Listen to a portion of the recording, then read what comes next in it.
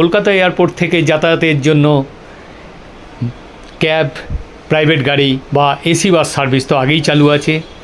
তার সঙ্গে নবতম সংযোজন এয়ারপোর্ট মেট্রো। স্টেশনের নাম জয় হিন্দ। এয়ারপোর্ট মেট্রো স্টেশন জয় হিন্দ।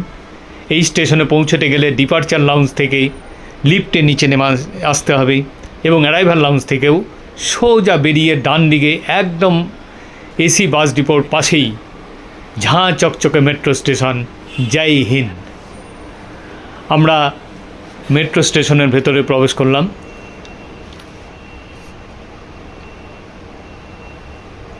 খুব সুন্দর নতুন করে সেজে উঠছে এয়ারপোর্ট মেট্রো স্টেশন। এখান থেকে বিভিন্ন রুটের মেট্রো ট্রেন ধরা যাবে।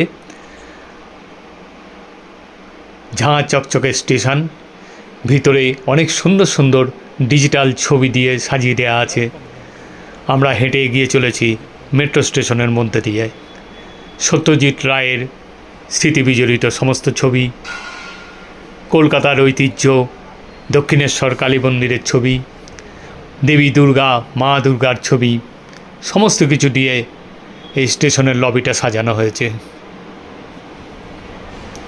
আমরা এসকালেটর দিয়ে নিচে নেমে যাচ্ছি টিকিট কাউন্টারের দিকে। টিকিট কেটে আমরা মেট্রো ট্রেনে উঠে বসলাম। টিকিটের মূল্য খুবই কম। আমরা এয়ারপোর্ট মেট্রোয় নোয়াপাড়া হয়ে দক্ষিণেশ্বর যাব, মাত্র 30 টাকা মূল্য।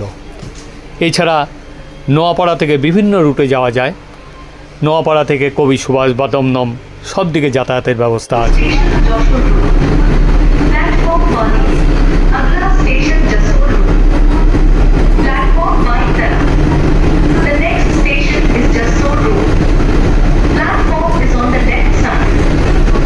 আমরা বাইরের প্রাকৃতিক দৃশ্য দেখতে দেখতে এগিয়ে চলেছি নোয়াপাড়ার দিকে।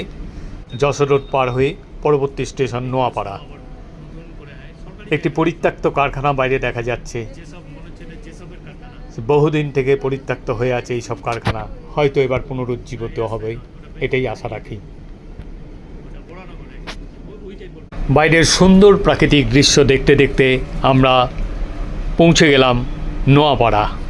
নোয়াপাড়া থেকে আমরা ট্রেন বদল করে আবার মেট্রোতে আমরা যাব দক্ষিণেশ্বর। ভিডিওটি ভালো লাগলে লাইক, কমেন্ট ও শেয়ার করার বিশেষ অনুরোধ রইল। ধন্যবাদ। কলকাতা এয়ারপোর্ট থেকে যাতায়াতের জন্য ক্যাব, প্রাইভেট গাড়ি বা এসি বাস সার্ভিস তো আগেই চালু আছে। তার সঙ্গে নবতম সংযোজন এয়ারপোর্ট মেট্রো। স্টেশনের নাম জয় হিন্দ। এয়ারপোর্ট মেট্রো স্টেশন জয় হিন্দ। এই স্টেশন